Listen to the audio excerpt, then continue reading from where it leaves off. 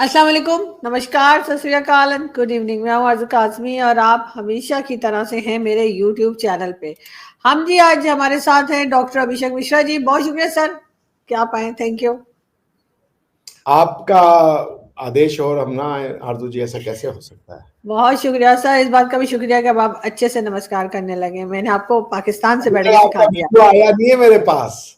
दस अरे मैं हजार रोज रुपए भूल जाती हूँ, आज भेजूंगी। 10,000 रुपए के लिए क्या बात करें, मैं भेज दूंगी। आप 10,000 वो तैयार नहीं रखें। मिलेगा आपको, वैसा एक वीडियो नहीं मिलेगा। 10,000 रुपए है दांव पे। मिलेंगे मिलेंगे, मैं भेजूंगी आपको, आप बेफिक्र है। मैं 3 दिन भेज हो दूंगी। गया मैंने आपको अरे मुझे आपको खांसी है ना, मेरी खांसी की वजह से मैं कोई काम ही नहीं कर पा रही, इतनी मुश्किल से तो वीडियो बना पा रही हूँ। ठीक है, मैंने आपको 1 महीना दिया है। आज देख लीजिए 2 दिसंबर है। मैंने आपको 29 नवंबर को बोला था। अब मैं आपसे 29 दिसंबर को बात करूंगा, तब तक बस आप ढूंढ ठीक लें, है। ठीक वरना है, मैं मैं आपको मैं अपना बैंक अकाउंट दे दूंगा। मैं आज ही निकालूंगी किसी ना किसी तरीके से।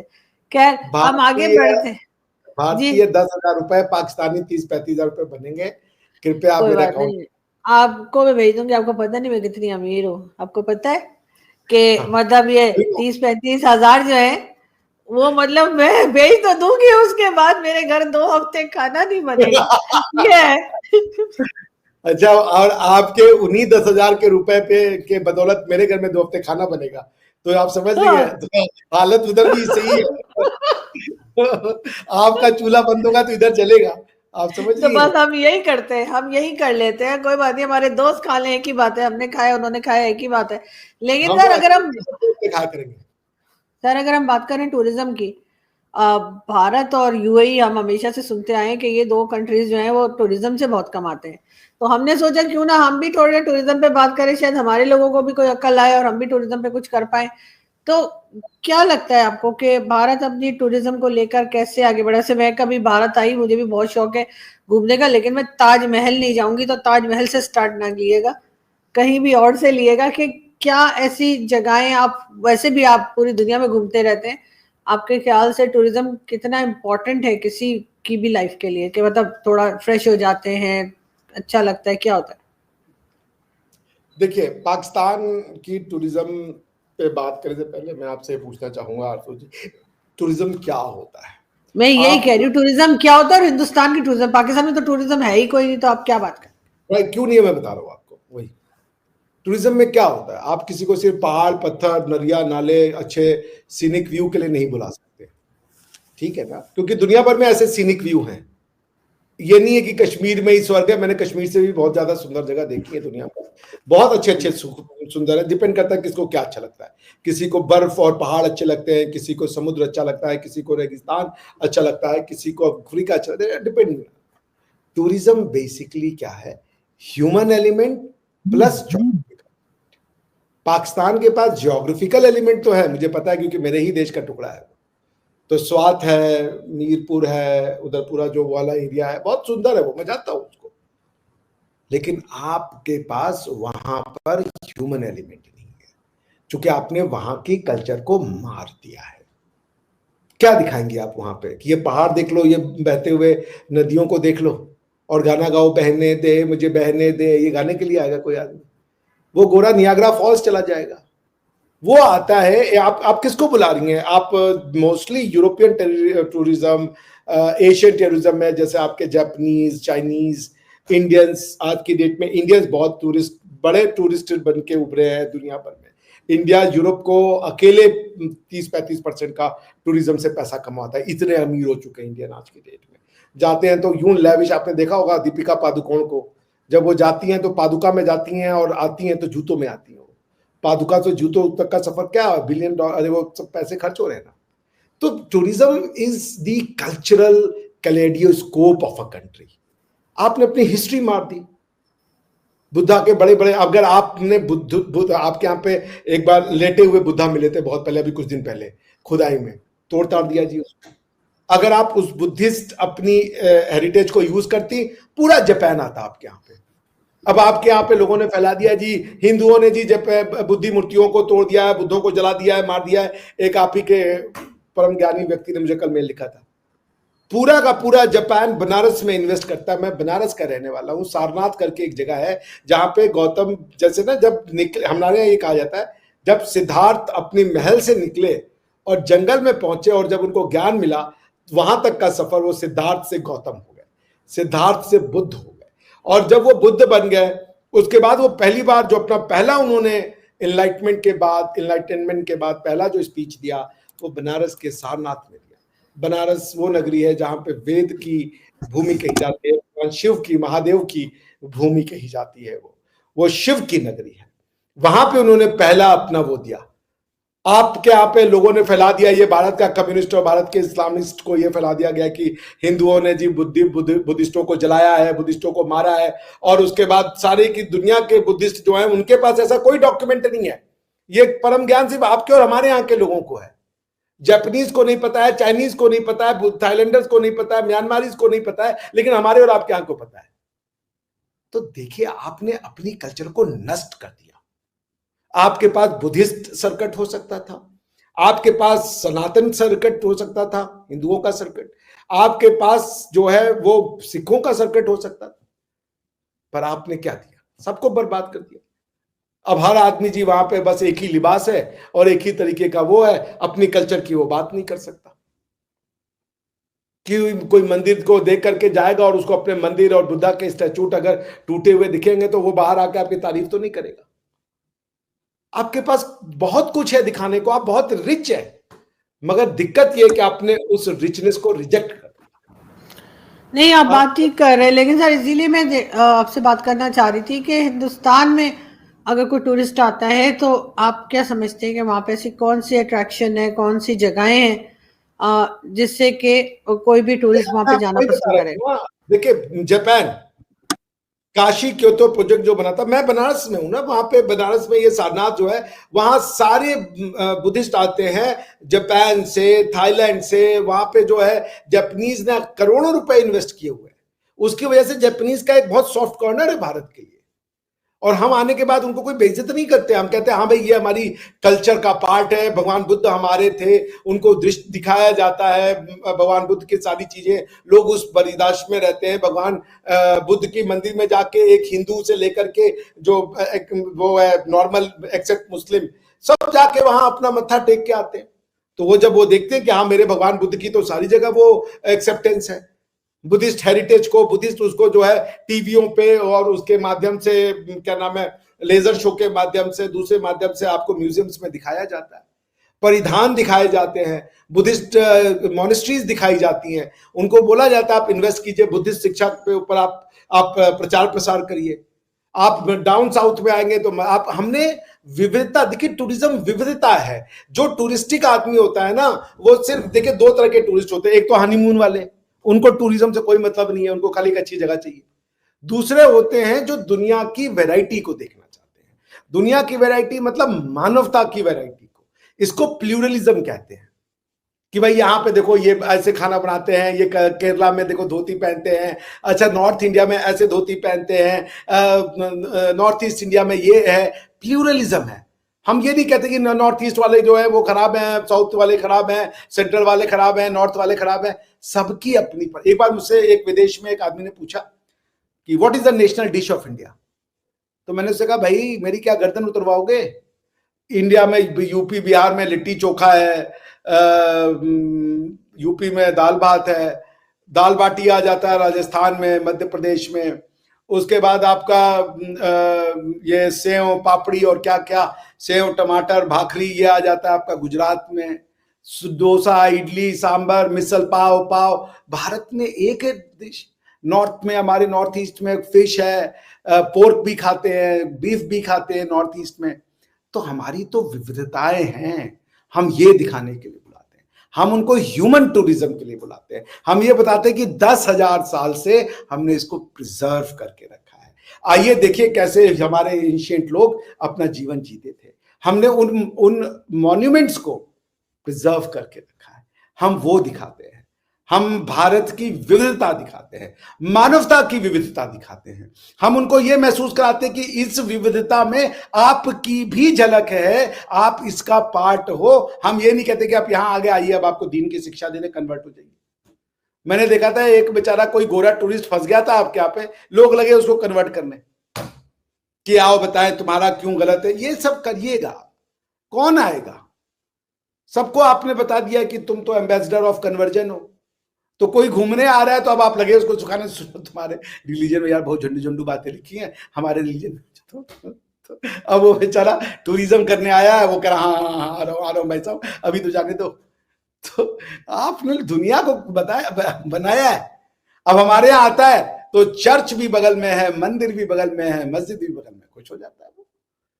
वो आता है तो कोई गणपति में डांस करने वाला, एक बहुत अच्छा वो एक है अमेरिकन, वो जब से आया है बोला यार मैं अमेरिका में इंडिया में आके पागल हो गया हूँ, कोई भी इनका फेस्टिवल होता है तो वो खींच लेते हैं, और कोई एक क्रिश्चियन का फेस्टिवल है तो हिंदू भी उसको मना रहे, क्रिश्चियन भी मना रहे और मुस्लिम भी मना रहे।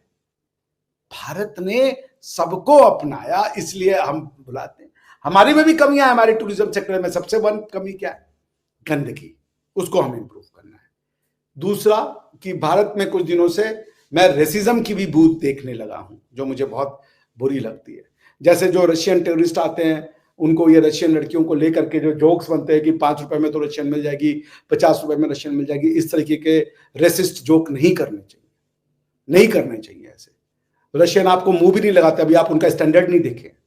इतने गोरे चिट्टे और वो लंबे चौड़े लोग होते हैं, उनको नहीं जरूरत है हमारे जैसे छोटू मोटू काले लोगों की। तो इस तरीके से ये जो हमारे यहाँ भी ये कमियां हैं, दूर करना होगा उनको, लेकिन ये दूर हो जाएगा ट्रेनिंग के थ्रू, स्ट्रिक्ट एक्शंस के थ्रू। लेकिन ओवरऑल क्या है, लोग अपनाते हैं। आइए ताजमहल भी देखिए, उसके बाद आप हमारा हम्पी भी देखिए, आप हमारा महाबलेश्वर भी देखिए, आप एलोरा कोणार्क भी देखिए, और आप हमारा जो है वो अयोध्या में श्री राम का भव्य मंदिर देखिए, मथुरा में श्री कृष्ण का, वृंदावन आपको पता है आधे से ज्यादा वृंदावन में गोरे रहते हैं, आधे से ज्यादा वृंदावन में। तो भारत जो है वो मानवीय विविधताओं का, the pluralism of humanity is manifested in India. हम सबको प्रदर्शित करते हैं, कश्मीर से लेके कन्याकुमारी तक कितने वैरायटी ऑफ परिधान यानी कपड़े हो सकते हैं, हम सबको प्रदर्शित करते हैं। अब आप क्या कपड़े ही नहीं पहनना, लड़की है तो बुरके में आ जाए, लड़के हैं तो वो जी सलवार सूट पठानी, उसके ऊपर कुर्ता, ये और टोपी, ये उनके, वो तो भाई शिनाख्त ढूंढ रहे हैं। नहीं, कोई जरूरी नहीं है, हमारे यहाँ सारे लड़के सलवार कुर्ता टोपी लगा के नहीं घूम रहे, जीन्स भी पहन रहे। 9% पे आ जाता हूँ मैं आपके लिए, ठीक है ना, 99% तो है ना। नहीं, 50% भी नहीं है ऐसे, आपको 50 से भी कम मिलेंगे। आपको ज्यादातर जितने सिटीज हैं आपको वहां पर तो जीन्स वीन्स सब पहने दिखेंगे, शॉर्ट्स पहनी होती हैं लड़कों ने, बरमूडास पहनी होती हैं, सब कुछ होता है। ऐसा क्या? लड़कों ने। अच्छा, लड़कों ने, और लड़कियों ने क्या पहना होता है? लड़कियों ने जीन्स भी पहनी होती है, सलवार कुर्ता भी पहना होता है। बाकी खैर वो जो आप कह रहे हैं बुर्का शुर्का वो भी है, लेकिन ये कि वो 50-60% लोग समझ ले, सब लोग नहीं। चलिए हम आपके कहने पे आरजू जी दिल बड़ा कर रहे हैं, 90% पे मामला खत्म कीजिए कि 90% लोग जो है वो यही परिधान पहने। जी मैंने देखा हर कोई वो सलवार सूट वो पहना रहता है, और फेवरेट कलर मेरे ख्याल से वो भूरे रंग वाला है। मैंने ज्यादातर लोगों को देखा है वो भूरे कलर का सलवार कमीज पहने हुए हैं जी, और चले जा रहे हैं। लोकल ड्रेसेस को मार कर दिया। मैंने कहा ना, मैंने देखा एक कोई आया था बेचारा, वो लाहौर की किसी मस्जिद में था, वो आया था, वो क्रिश्चियन था, वो इस्लाम की वो देखना चाहता था। अब वो गलती से मस्जिद में पहुंच गया, अब लगे उसको इधर, तुम्हारा वाला गलत तुम नरक में जा रहे हो, आओ यहीं तुम्हें सर में पहुंचा। चला हाथ जोड़ की, अरे भैया टूरिज्म पे आए हैं यार, तुम तो भेज रहे हो हमें, तो सीधा डायरेक्ट कि टूरिज्म है तो सीधा जन्नत का है, सब तो बेकार है। वो बड़ी मुश्किल से जान छुड़ाई भैया, समझ रही हैं आप? तो अब आप क्या कीजिएगा? अभी मैं गलती से आ जाऊं कटास राज मंदिर देखने, तो मुझे पूरा यकीन है कि मैं मंदिर में जा रहा हूँ, उससे पहले कोई भाजन पड़ गया, ये बेकार है। ये लिंक विंक हम तुम्हें बता रहे, तुम किसकी इधर आओ, इधर आओ, इधर आओ। उसके बाद अगली बार से अपने पूरे खानदान को बोलेगा मत जाना भैया, वो वही पकड़ के करवा देंगे। आप समझिए, आदमी डरा जाता है भैया पाकिस्तान में आने से। हर आदमी को आपने एम्बेसडर ऑफ इस्लाम बना दिया है कि चलो जी कन्वर्ट कर डालो दुनिया को। किसी ने हंस मुस के मुस्कुरा दिया, बात कर दिया, आ जाओ आ जाओ आ जाओ आ जाओ, आओ आओ आओ, टाइम आ गया है, चलो भाई। डॉक्टर कुतुबुद्दीन ऐबक, मामला साफ। तो पॉइंट ये है ना, मैं जोक्स अपार्ट आरजू जी की, बहुत कुछ है पाकिस्तान के पास दिखाने के लिए, पर पाकिस्तान खुद नहीं देख पाता उन चीजों को। आप ही के एक बार किसी मिनिस्टर ने कहा था कि हमारे पास 5,000 साल का बुद्धिस्ट हेरिटेज है, हमारे पास 5,000 साल का हिंदू हेरिटेज है, सिख हेरिटेज है, लेकिन आपने किसी को प्रिजर्व ही नहीं किया। सबको आप हिंदू की लड़कियों को पकड़ के मुसलमान बना रहे हैं। ये सब सुनने के बाद इंसान के मन में ना पॉजिटिव नहीं रहता।